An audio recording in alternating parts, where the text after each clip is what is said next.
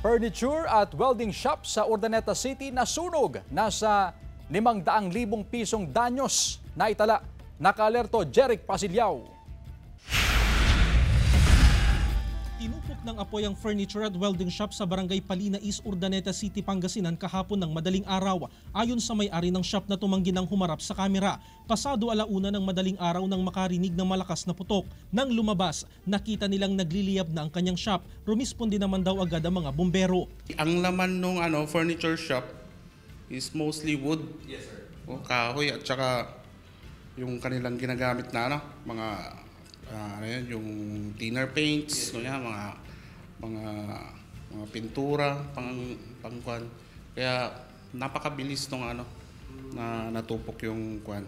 Iniimbestigahan pa ang sanhi ng sunog at kung magkano ang halaga ng danyos. Paalala ng BFP, maging alerto sa mga insidente ng sunog, lalo na ngayong nararanasan ang mainit na panahon. Huwag po tayong magsunog ng ating mga basura at saka yung magsunog ng mga damo o yung mga kuwan ng mga palay, ganyan.